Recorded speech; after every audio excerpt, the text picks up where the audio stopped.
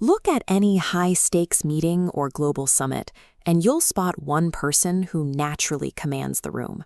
Regardless of your politics, Barack Obama's communication style serves as a masterclass in this exact kind of leadership presence. This level of command relies on a replicable formula built on specific daily routines and precise rhetorical techniques. To build your own version of this, open a blank document. This will be your presence playbook. As we build it, keep one specific, high-stakes upcoming presentation in your mind.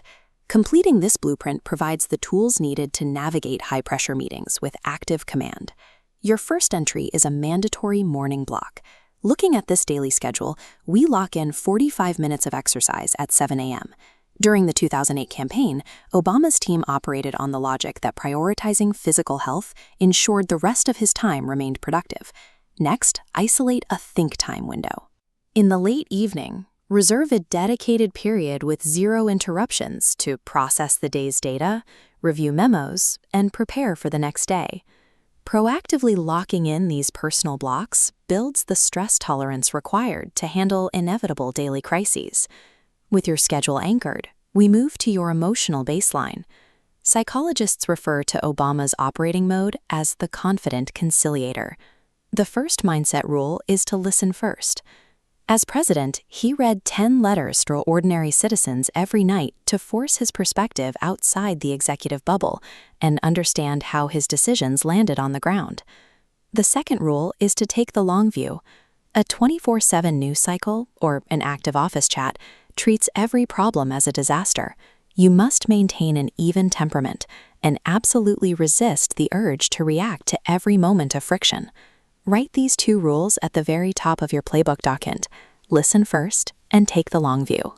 Adopting this psychological framework helps prevent reactive panic, projecting a steady, reliable authority to your peers and subordinates. Now we transition from your internal mindset to your external communication. Bring up that high-stakes presentation you have coming up, and let's outline the introduction. Incorporate expectation reversal. Instead of a standard name and title introduction, open with an unexpected hook that immediately captures the room's attention. Apply the rule of three. Psychological studies show that humans naturally group numbers and ideas in triads, making arguments more memorable. Utilize anaphora.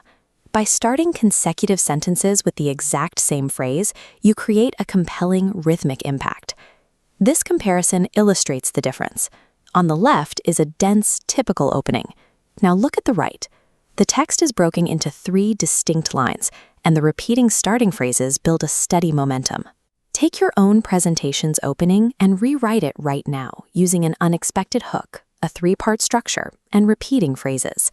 These structural devices provide ordinary workplace updates with the weight of persuasive rhetoric. Stand up. It is time to shift from the written script to the physical realities of commanding a room, which can be an intimidating environment. Start with your base mechanics. Plant your feet squarely to eliminate anxious pacing.